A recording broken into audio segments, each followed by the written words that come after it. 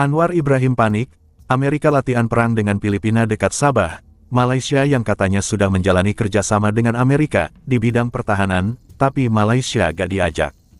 Anwar Ibrahim akan segera memperkuat pertahanan di Sabah, karena keadaan geopolitik baru-baru ini tak menentu, ucap Anwar.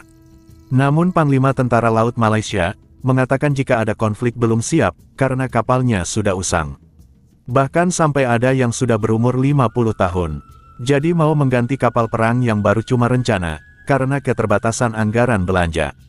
Seperti yang diketahui, Malaysia mengklaim blok Ambalat dan tetap tak berkompromi.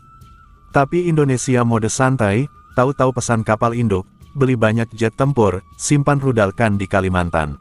Malaysia juga panik Filipina mengklaim Sabah milik Filipina. Makanya Anwar panik saat Amerika latihan perang dengan Filipina dekat Sabah. Mari kita simak video lengkapnya.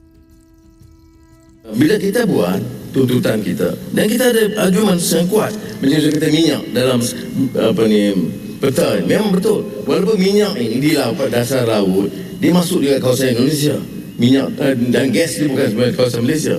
Kita kata dari segi kajian 1979 itu minyak banyak sebelah kita tapi tak sebelah dia. Jadi kalau kita korek itu kena dapat persetujuan dia sebab minyak tu dia tak tunggu, dia tak ada sempadan di bawah dasar laut. Kita pertahankan kedudukan kita. Baik, kita tak compromise yang berulang. On record, we have not agreed. Belum ada apa-apa persetujuan dalam soal laut Sulawesi ini. Anda benar-benar superhero ASEAN. PMS Anda sebenarnya superhero Malaysia. Sekian, terima kasih, saya menyokong. Aturan negara-negara maju, kapal yang berumur 30 tahun diganti. Malah 2 biji kapal yang kita ambil daripada dihadiah daripada luar negara berumur 30 tahun. Sekarang dah dekat 15 tahun. Sekarang umur kapal ini pun dah 45 tahun. Apakah kerajaan bercadang untuk mengganti kapal ini serta-merta? Mana kata pembinaan kapal akan mengambil masa kurang-kurangnya 3 atau 4 tahun. Jadi kita jangan tunggu 30 baru kita nak order. Mungkin umurnya 25 kita dah kena order di tempahan. Jadi Muhammad berjawab tentang misa yang akan datang. Yang kerajaan perlu sekarang ni adalah kapal. Di Ambalat, Sulawesi, tuntutan bertindih. Tapi di bertinting Ali adalah menceroboh. Terima kasih. Jawab betul ni tak apa. Cukup. Thank you. Mat Fazli bin Syari, Pasir Mas. Terima kasih, Tan Sri Ketua. Assalamualaikum warahmatullahi dan salam sejahtera. Saya minta Perdana Menteri menyatakan tahap kesiapsiagaan pertahanan negara dalam mendepani ketidaktentuan geopolitik dunia dan serantau. Terima kasih. Silakan, Menteri. Terima kasih Pasir Mas. Lama tak dengar soalan Pasir Mas. Ya. Saya setuju bahawa kedudukan geopolitik tidak menentu. Baru-baru ini timbul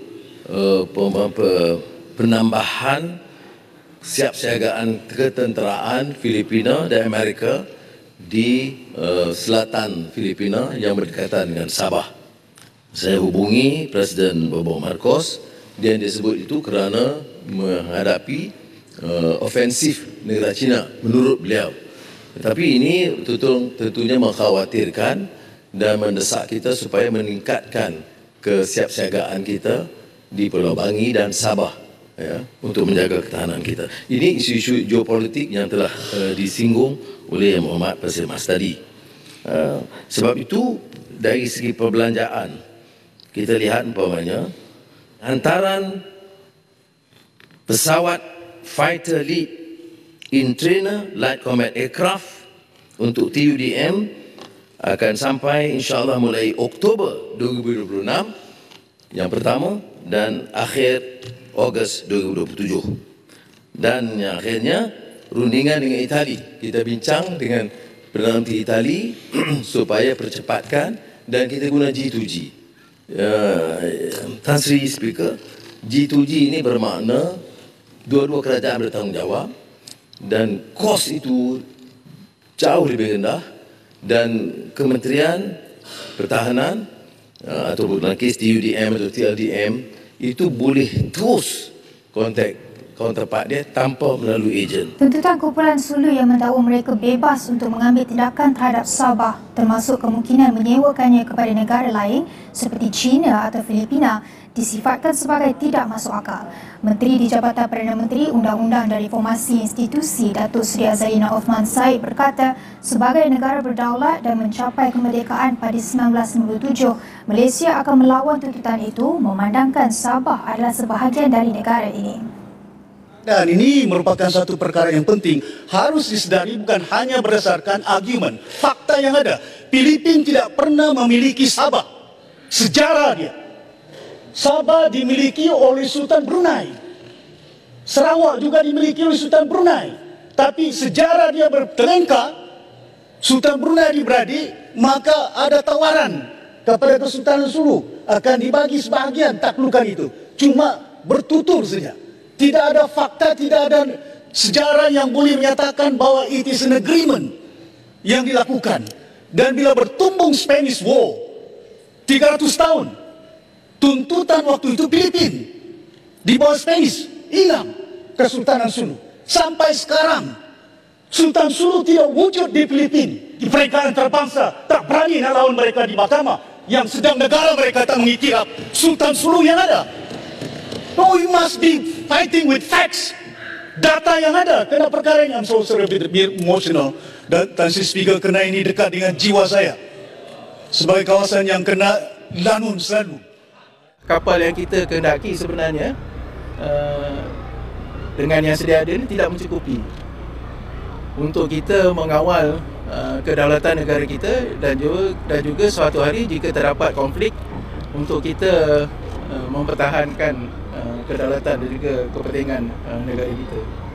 Seperti negara lain juga, kita akan cuba memanjangkan jangka hayat kapal. Kapal ni sebenarnya boleh beroperasi untuk satu tempoh yang agak lama untuk dia kekal berkhidmat. Walau bagaimanapun, dari semasa ke semasa kita perlu upgrade keupayaan dia. Dia lebih kurang analogi dia macam badan kita lah, 50 tahun lebih. Kapal di Kuantan, kapal-kapal peronda laju kita di Kuantan, semuanya sudah mencecah umur 50 tahun. Boleh kata lebih usia? Kalau dalam erti kata tentera laut, sudah lebih usia. Itu sebab, sebagai contoh, separuh dari semasa perjalanan riwayat KD Lekir ni, kita membuat Ship Life Extension Program.